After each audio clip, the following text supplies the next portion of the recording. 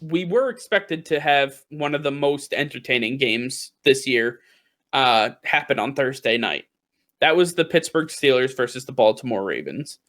And then it came out that the Baltimore Ravens, starting last Sunday, lost Mark Ingram and J.K. Dobbins to positive COVID-19 tests. On top of that fact, throughout the rest of the week, they continued to lose players left and right, totaling over 20 players now on the COVID reserve list from positive tests, not just because in close contact, they were all positive tests, and 5 staffers. This all stemming from the fact that the Baltimore Ravens strength and conditioning coach blatantly disregarded the protocols. I'll let Nick get into exactly what happened, to a point that caused these players and staffers to test positive. This caused the NFL to have to move the Thanksgiving primetime game, which is a huge, huge moneymaker for the league, to Sunday, and then again to Tuesday, because the positive tests have happened every day continually since then. On top of that, the Denver Broncos lost all of their quarterbacks because they were in close contact with quarterback Jeff Driscoll, who tested positive. Those quarterbacks did not wear masks while they were in the quarterback room. The league ruled them out, and that required, I believe, what was his name? Hinton? Kendrell Hinton. Kendrell Hinton, the former quarterback at Wake Forest for 1 year in 2016. He was the one that they had to start at quarterback this week against the New Orleans Saints, the number 1 seed in the NFC. Nick, do you want to go through exactly what the Ravens strength and conditioning coach did? Yeah, if you ever thought that it can't be one person to ruin the NFL for everybody, guess again, because the strength and conditioning coach for the Ravens is doing just that. Not only did he remove his bracelet that has his tracking device for when they are around players and around people so they can track you in case you're in close contact with somebody that tests positive, he also allowed more than the occupancy allows in the weight room at a time, and nobody was wearing a face mask. Now you have 20 players that are testing positive for COVID. You have over 10 personnel testing positive for COVID, and we're not even done. This game has been pushed back twice so far, and it's all because of this one guy. So the reason that I brought up the Broncos on top of bringing up the Ravens is this. We have to have a very candid discussion about the NFL and how I believe, and Nick, you can correct me if I'm wrong, but how I believe that the NFL has failed during this COVID pandemic, how they have not protected players, not protected personnel, how they have not done anything right, essentially, to get these players and coaches in line as far as, protecting them from the pandemic is concerned. They moved the Steelers-Ravens game from Thursday to Sunday to Tuesday. The Broncos asked the league if they could move their Sunday game to Monday because they were not going to have any quarterbacks on the roster, and the league said no because they didn't care. My biggest issue is that the league is playing favorites. They're playing with NFL rosters. They are playing with playoff standings. They're playing with lots of money. They have a lot of issues, and this is what I want. This is everything that transpired over the weekend that I just want everybody to understand. I tweeted this out on Saturday. I want you guys to understand. Baltimore versus Pittsburgh had been moved to Tuesday. Baltimore versus Dallas for Week 13 was a Thursday night football game. That has now been moved. The Ravens have over 20 players and 5 staffers on the COVID reserve list. The Steelers have 1 player, running back James Conner, who is a cancer survivor, testing positive for COVID-19. The Broncos were forced to send every quarterback on the roster home for close contact with Jeff Driscoll, who tested positive.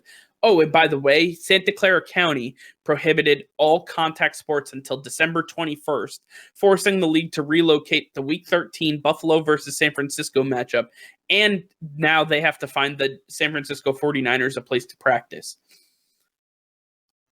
If you recall, earlier in the season, I called for some sort of bubble program, some sort of getting the team in a hotel and housing them away from their families and everything, and maybe if the families test negative, allowing them to come visit, so on and so forth. Something. My biggest issue is that the NFL had an entire offseason. Now, mind you, the Super Bowl ended in February. Lockdowns and COVID didn't start hitting until March. Okay, so they were already in their offseason when it started. They had the entire length of their offseason to come up with some plan, some sort of backup plan, some sort of way to get through this while having the sport of football being played. And they did absolutely nothing.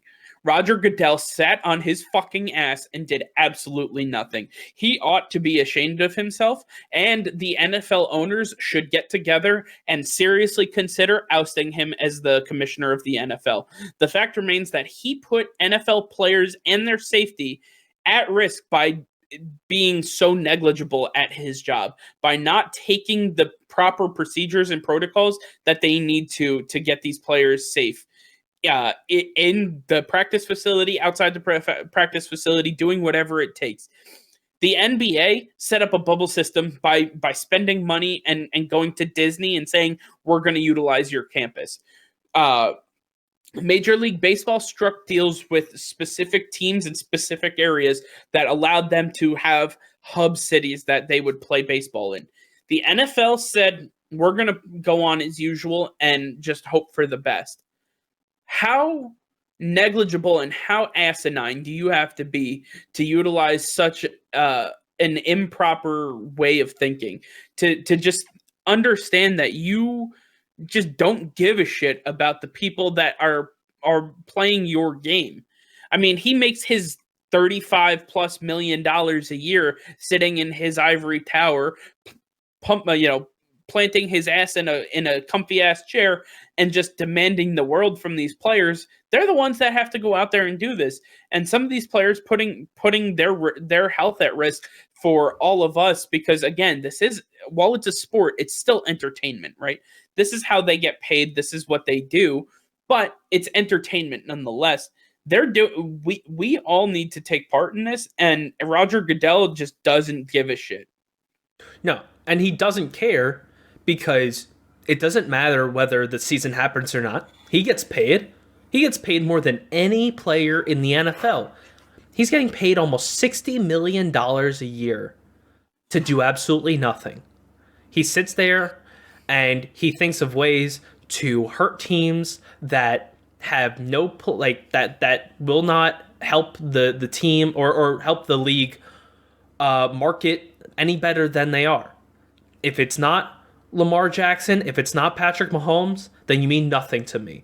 That's his thinking. The Denver Broncos, they're not a playoff team. No. So why am I going to help them? They did something wrong. So why should they be given some assistance? Oh, Lamar Jackson might miss a game against the Pittsburgh Steelers. We can't let that happen. All right, let's figure out the best possible solution to get him into this game, or at least make it as competitive as possible. That way we get as many viewers as possible to watch this game. If this was Patrick Mahomes, it would have been the same thing. If this was even, I don't even know, Ben Roethlisberger, any of the Super Bowl contending teams, this would have been done for. Because that's what draws the biggest crowd. That's what brings in the money. That's all he cares about, is the bottom line. And you're putting these teams at risk. You're putting these players at risk. They have to go out there no matter what and put their bodies on the line each and every play. It could totally be due to one of these Roger Goodell's decision making that could cost somebody their season. If Kendrell Hinton goes out there, throws a bad pass, and it causes Noah Fant to get chop blocked or get taken out at the knees, and he tears his ACL, well, that's due to Roger Goodell. If it happens to Jerry Jeudy or Tim Patrick, it's due to Roger Goodell. But don't forget, they forced the New England Patriots to go play the Kansas City Chiefs without Stephon Gilmore and without Cam Newton, because we all know the history that Roger Goodell has with Robert Kraft and the New England Patriots. But then the Tennessee Titans, they were given a week to do whatever they needed to get done against the Pittsburgh Steelers. The Pittsburgh Steelers have been shafted more than any other team in this league, and I can't imagine that the Rooney family is willing to put up with much more without going to Goodell and seriously, or going to the other owners and seriously considering ousting him from his position, because the fact remains his lack of effort and his lack of decision making has put the entire league and the players at risk of failing this season and possibly getting sick and being part of this COVID-19 pandemic. Yeah, and to save the Ravens even more, the NFL is still looking at canceling this game altogether, which means not only does the Baltimore Ravens not get paid, everybody for the Pittsburgh Steelers loses a game check as well. Everybody, and so it doesn't matter if you do everything right, you can still get penalized to the nth degree because somebody else made a mistake, didn't want to follow protocol, had completely blatant disregard for the rules. You're the one who has to get in trouble for it. It's absolutely abysmal, and it goes back to some of the rules that they put in place that made so everybody scratched their head. I remember listening to Adam Schefter, even who was openly questioning what Roger Goodell was putting out there, saying, the fact that you can't exchange jerseys after football games because it's an increased risk of COVID. Well, most of those jerseys are from the people that were hitting each other, so most of the germs and saliva and blood that they're going to be getting is their own. I can't imagine why that needs to be a rule. And the biggest, the biggest prohibitive factor that they put out there is a little doorway that sprays you with some sort of, cleaning solution or some sort of antibacterial solution. Give me a fucking break.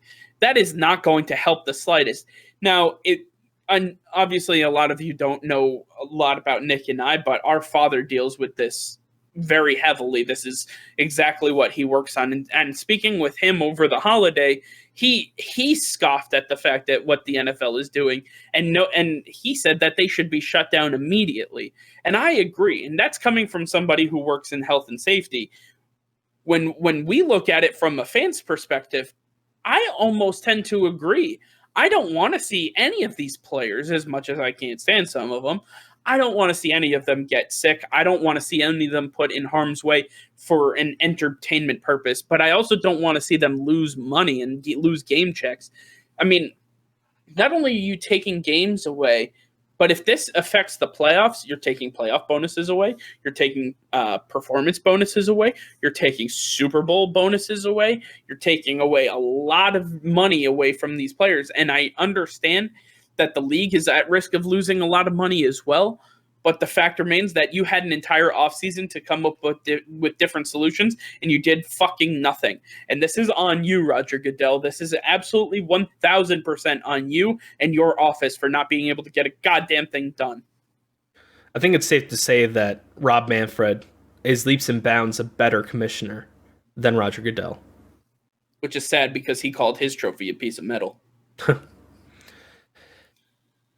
I think the last question I have is, should the NFL even try to think of creating a bubble situation moving into the playoffs? 1,000%. There is no way that they shouldn't be able to do this. Well, okay, let me rephrase. Will they think about creating a bubble situation for the players? 1,000% no, they will not think about doing it, because the fact remains that, again, Roger Goodell sits on his fucking ass and does absolutely nothing all day, every day. Instead, he decides to hand out fines for something that happened in October that had no bearing on a game whatsoever, or docking seventh round picks from teams because they had one player test positive for COVID-19. I mean, his job, the way he does his job is so abysmal. I mean, if he were to lose his job, he would be the only person that I would cheer for to never get a paycheck again. You said it earlier, and I want to state it now. I hope Roger Goodell steps on the sharpest edge of a Lego every day for the rest of his life to know the pain and suffering that he puts us through. This man sucks at his job as much as Bruce Arians sucks at his. Get rid of them. This league is in shambles because of these guys. The owners need to do the right thing, come together, and find a replacement for Roger Goodell, because anybody is better. I hope Roger Goodell's wife makes him an amazing meal. I hope it's a nice, fresh meal right out the oven. And I hope he burns the roof of his mouth so he can't taste it. Yeah, that's right. I said it. I put that on you. Roger Goodell is such an abomination of a human being, not even an NFL commissioner. A human being. He has no decency for human life, for the people that he's putting at risk. He cares about the bottom line, and his bottom line is failing anyway. So, Roger Goodell, I just don't know how you wake up every day, look yourself in the mirror, and think you're doing a good job. Maybe we should start taking your checks away.